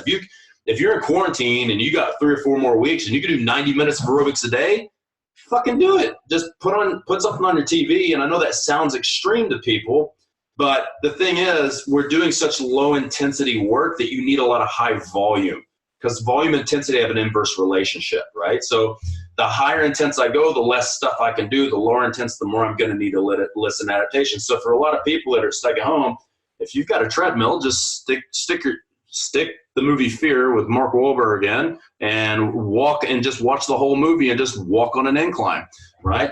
And you'll usually see massive benefits within 3 weeks of that. So it's very high return on investment, but it does take a lot of investment capital up front. Now, if you don't have time for that, now we have to look at things. How do I increase work output, but also make it aerobic in nature? So let's say 30-second sprints with 4-minute rest. Okay, the majority of that workout you would be recovering in an aerobic zone, despite 30 seconds being glycolytic in nature. So you'd have some global and local glycolytic work for 30 seconds, but then you'd have complete rest for 4 minutes. So the sum total would be mainly aerobic with some anaerobic benefit as well. So those would be easy ways of doing it. Monitoring your heart rate. My goal for most people is to get their heart rate somewhere in the 50s. I think 50 resting heart rate is excellent. It shows you have a pretty high VO2 max. What's it sitting at? I hit 48 the other day. Currently, today's 58, but I've also I had half a liter of coffee this morning. So to be 58 and a half a liter deep, I'm good. That's pretty good, right? I was sitting at like 50 something yesterday after like 8 milligrams of nicotine and like 6 espressos. So I was doing pretty good. That's why you also like Broderick. But anyway. Oh yeah, 100%. So the thing is, like, the lower your heart rate is, resting heart rate. So I like that kind of in the middle of the day. The lower that is and the higher your maximum heart rate is, the better your VO2 max is, which means you oxidize better. You can test this. Run as hard as you can on a treadmill for 12 minutes. Monitor it with a heart rate strap. How high can you get that? You want that to be as high as possible. You want your resting heart rate to be low as possible. So if you have somebody who's sitting at like, say right now, my maximum heart rate's 190. My resting heart rate's around 56, 57. That gives me a VO2 max somewhere around 50. Okay, pretty good. Not that good for me, so I'm now doing more cardio work because I like to be closer to 60. I just feel better that way, eat a lot more food. Think better too. One of the benefits of aerobic training people don't think about is the benefits on the brain. So when you do aerobic work, it increases blood flow to the brain. and it increases brain-derived neurotrophic factor, which increases synapse connections and increases brain activity, especially in areas that you don't normally use. So it actually makes you smarter, which is why when people say hashtag fuck cardio, I use that as a fucking IQ test, that they're a fucking Neanderthal. Yep. So That's so funny. 30-minute sessions, 20 to 30 minutes, somewhere around the 120 to 130 beats of heart rates. That's good English. How's that for a Neanderthal comment? As many sessions as you possibly can get done. Yeah. I mean, the thing is, like, it doesn't really matter, right? So, like, you're doing a version of exercise so long as you are stabilizing heart. Doesn't matter. I mean, you could do, like I was telling, I have one of my staff members is living with us right now. She came up from New South Wales to stay with us for a bit when we got the gym open. So now she's actually stuck with us. So she has to live with us. So we've got a pretty badass home gym. And I've just brought home a Concept 2 rower and a spin bike. And so she's doing a lot of aerobic conditioning right now to lose weight and to improve her health markers. And she asked me the same thing, like, do you care what I do? I go, I don't give a shit what you do, as long as your heart rate stays where I want it to stay. Because I'm working on the heart and the vascular system. I'm not working on what's going on with your legs or your arms or anything else. I'm looking at just global conditioning stuff. So if you want to do 5 minutes on the rower, 15 minutes on the spin bike, you want to go run around the block, I don't give a shit. I just sustain your heart rate in the range I'm wanting for the time period I'm wanting, and I'm super happy with that. Later, we'll talk about more specific localized conditioning, which is going to be, we're going from a level of general training to more specificity, which means that if she decided she wanted to, say, I don't know, play AFL on the weekends, then we would start doing specific conditioning for the legs and things. Yeah. For anyone that doesn't have any equipment at all, our home gym is limited to a few resistance bands and I think like 100 kilos of weight. So like nothing. Yeah. I, the other day, stood in front of the TV and ran on the spot while I watched a movie. Yeah. Like you don't need any equipment. You just need like a bit of, I don't know, no shame and a bit of creativity. She has no shame. The same for me, man. Last night I ran a 25-minute session and I actually just was referencing heart rate for where I was sitting in ranges. And it was just back and forth between a push and a pull of some description. Varied exercises. It really wasn't there for hypertrophy. It was just making work. Yeah. And the one thing I would say that I've found, especially in my quite unique population of primary bodybuilders, is that if you set a mode specific to them that they can't actually get their heart rate up to because they do have localized fatigue from a lactate point of view, like say sitting on a bike, then it is important that you do shift that exercise out and you don't have to do cardio. So like I'm going to actually have one of my guys soon just essentially run like a full body weight circuit with like over the shoulder med balls and a skipping rope, because he cannot handle doing bike work and getting his heart rate to where it needs to go. Yeah. Gas.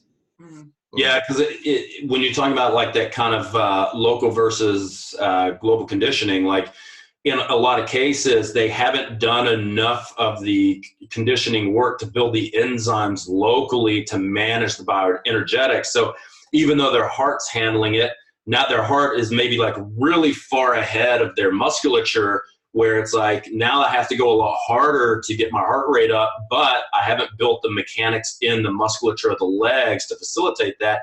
Now my legs are on fire. I'm building up too much lactate. Okay, that's the goal, was to keep that down because mitochondria don't like that very much. And when you're doing that, what you're showing is that you cannot buffer hydrogen ions anymore. You're losing that ability. So there's a lot of reasons why that could be. It could be low NAD, so it could be a low amount of B3 or activated B3. It could be the fact that you just don't have a lot of mitochondria. So acetyl-CoA will tend to build the mitochondria, which shuts down pyruvate from getting in the mitochondria. If pyruvate can't get in the mitochondria, it has to go somewhere else, so you can reduce that with hydrogen. There's a lot of things going on in all different directions.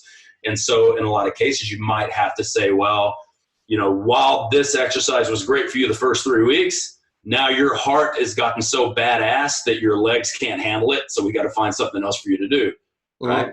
Because from a bodybuilding perspective, you could have him go harder on the bike, but then that may fatigue his legs for a squat session. So, you know, you'd hit a place where it's a law of diminishing returns and actually counterproductive to what they're wanting to do with what training really matters to, say, a bodybuilder, which is getting fucking bigger.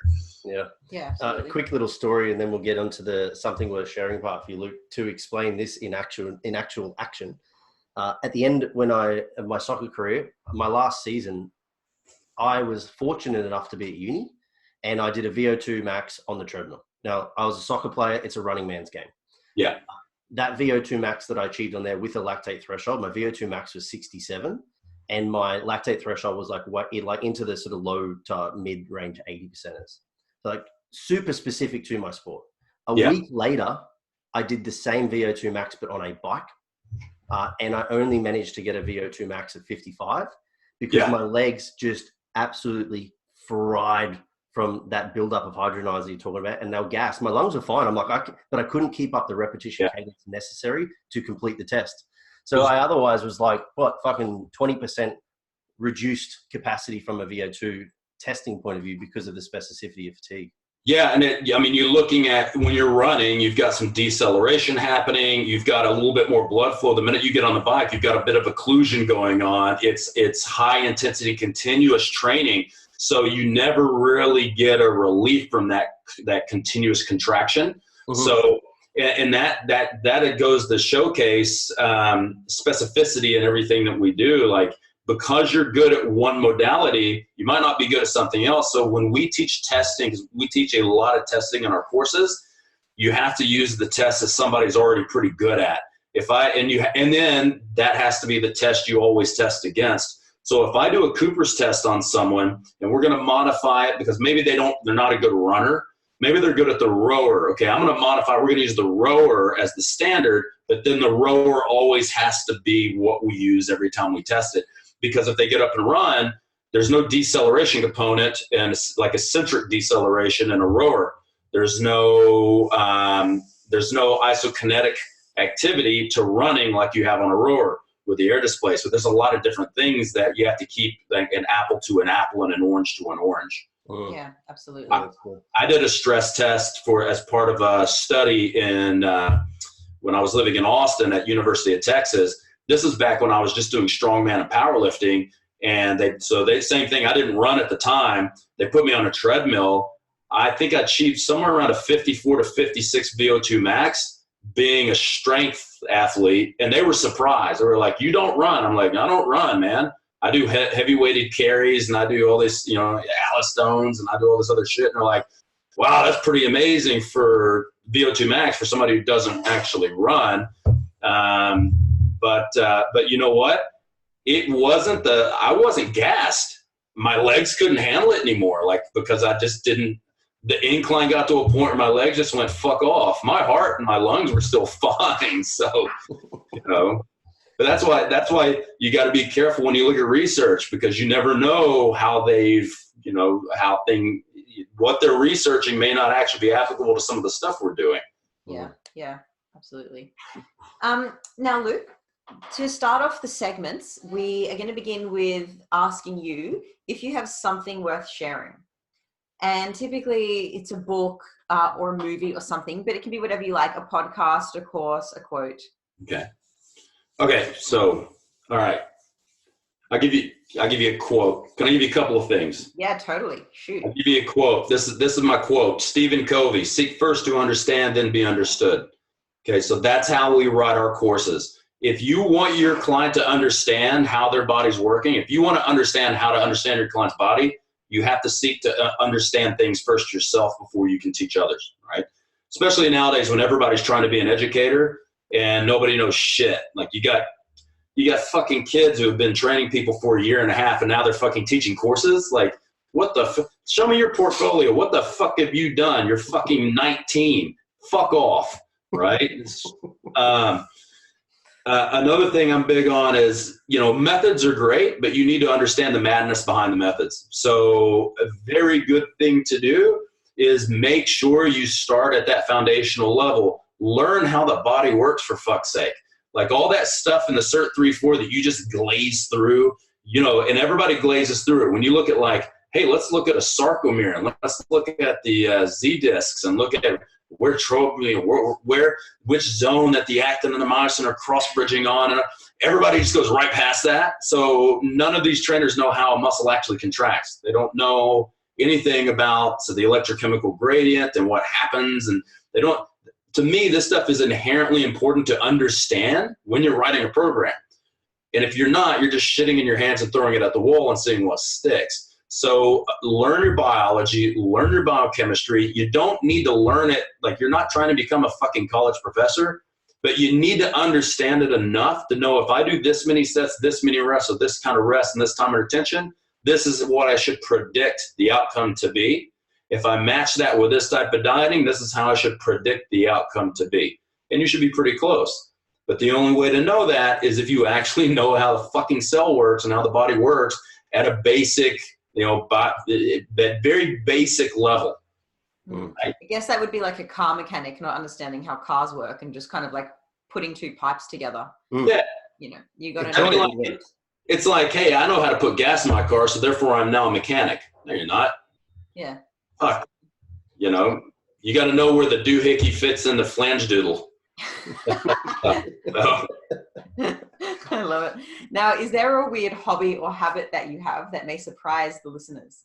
Is chronic masturbating, is that a hobby? That's not weird though. That's not weird. I think we're all there with you, Luke. Oh, good. I'm actually glad to hear that. You know, I don't really. Let me think about that. Yeah, like shit, man. My whole life revolves around this and Zoe and the dogs.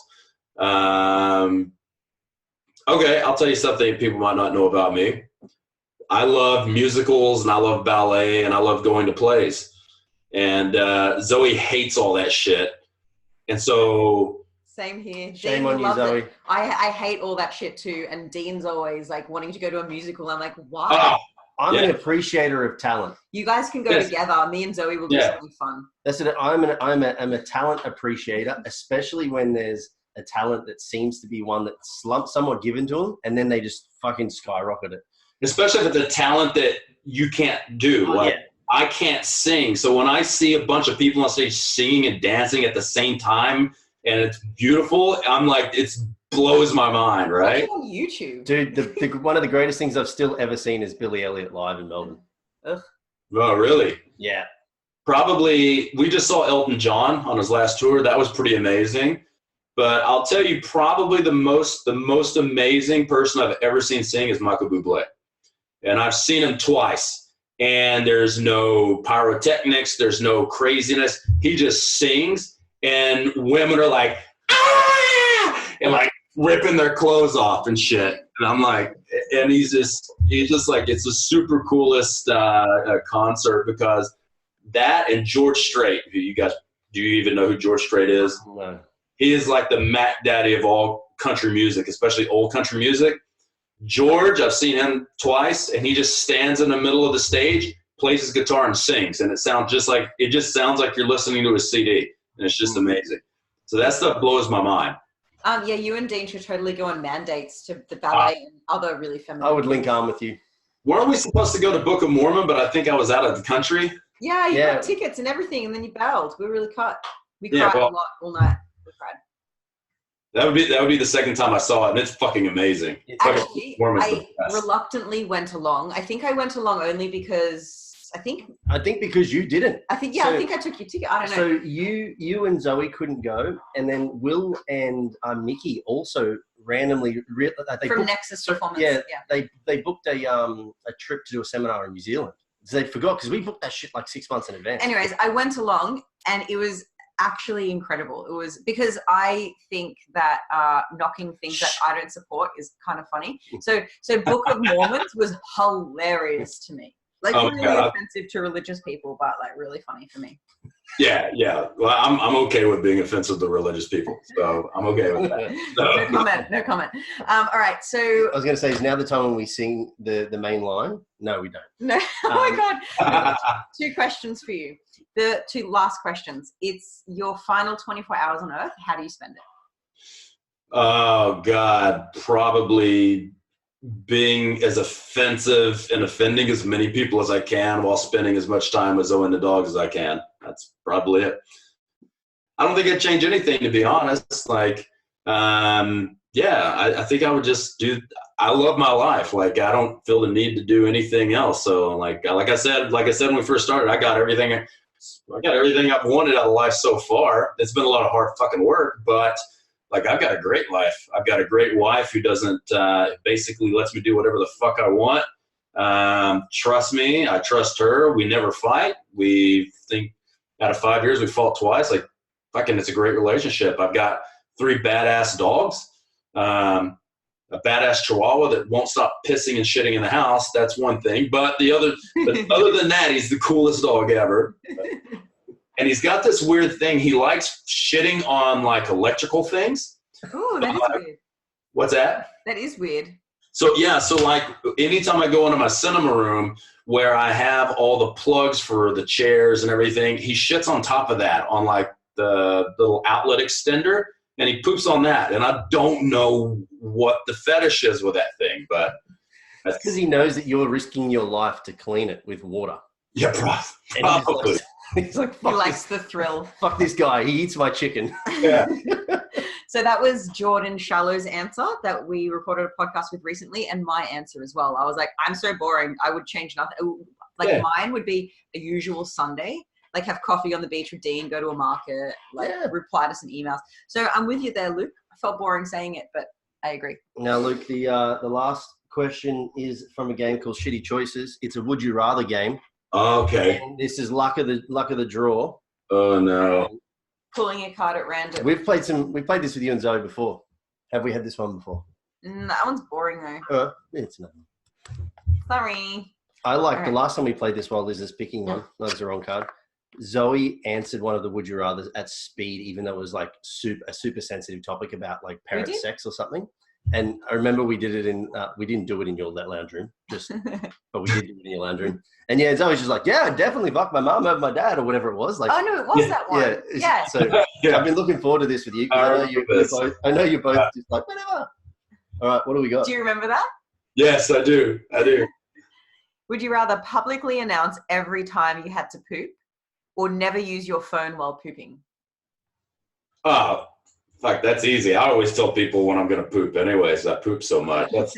That's nothing. What about if you were like at a wedding, at a funeral, like a really formal event? Oh, I don't give a shit. Like, hey, sorry. Like, the dead dude's not going to give a shit. I mean, he's probably taken 40,000 shits in his lifetime. So, like, he'll understand, right? So, imagine, like, so offensive shitting at my wedding. He's like you haven't done this, and you can't say anything about it anyway. I mean, fuck, man. I mean, I poop my pants at least once a month. Like, there's a weird fact you don't know about me. Here's what you'll understand. The older you get, the less you can trust a fart. And I mean, lately I've been trusting too many of them. And so, I've had at least once every 4 weeks, I accidentally poop myself. Oh, so that's because of all the refried beans you eat, fucker. Might be the fucking MCT oil lately. Oh yeah, that's a recipe for disaster. There's a funny one to talk about to finish this up. Research application not being in real life. MCTs may delay glycogen depletion, but during exercise. But you need to take 40 ml of it, and you'll shit yourself the entire time you're running. So you probably won't run faster anyway. Yeah, and that's it's that, and that, I was thinking about baking soda this morning, like people taking baking soda to basically manage hydrogen ions coming in and out of the bloodstream in the cell. But the thing is, you got to take like 0.2 milligrams per kilo. So like, that's like 4 or 5 teaspoons for me being 100 kilos. Like, you're playing, if you better test this out when you're training and not do this at your fucking marathon or half marathon, because if you do, there's a good chance that you're going to poop all down your leg into your shoe. That's fucking disgusting. Yeah. And on that note, my friend Luke, if people want to find you and the Muscle Nerds, how do they do that? Where do they go? We've got Muscle Nerds, Muscle Nerds _health on Instagram. We've got Muscle Nerds, and we've got a forum that Muscle Nerds on Facebook, and then Muscle Nerds Inc. But we don't really do a lot of stuff on Muscle Nerds Inc. except for bash Chris Duffy for being Isn't it Duffy? No, it's Duffy. Yeah. Yeah. Chris Buffet, fucking scam art. Yeah. So what else do we have? We don't have a Twitter. I fucking hate social media, man. Like, it's such a pain in the ass. I wish it would just go back to where you just need to be a great fucking coach and people wanted to train with you and you didn't have to like be really good at video editing and making yourself look like you know what the fuck you're doing. Welcome to a saturated market. Mm. Yeah. And then musclenerds.net for our website. We just new website out. We good. I think we're on YouTube. Yeah, we're on YouTube, Muscle Nerds. I saw your website this morning just before we started recording this podcast. I really liked it. Yep. It's really clean and easy to navigate. Yeah, thank you. Yeah, we got a really good chick. If anybody wants any help, she's awesome. Like, really super clean. She's like a vampire. She works all night, so that's pretty cool. So yeah, maybe I was thinking about taking some inspiration from your website actually for our own. yeah, go for it. Maybe I'll hit you up. And anything to keep up to date with us? I think we're all pretty good here at Flex. Yeah, well, keeping up to date with Flex, obviously we mentioned our book. Where, I mean, lots of gyms and PTs and whatever are kind of closed for business or changing their service because of COVID. But as we are and always have been online, we are business as usual. So if you're interested, you've got now more time to invest in your health or your goals or coaching. Now's a good time. So hit us up, flexsuccess.com.au, flex_success on Instagram. That's the one. Or 602/2214 Gold Coast Highway. That's my actual address. Please don't come to my house. We're leaving here in 4 weeks anyway. So don't we worry bought about a house, so we're leaving in 4 weeks. Yeah. Much appreciated, Luke, man. Thanks for coming on. Yeah, thanks for having me. Catch ya.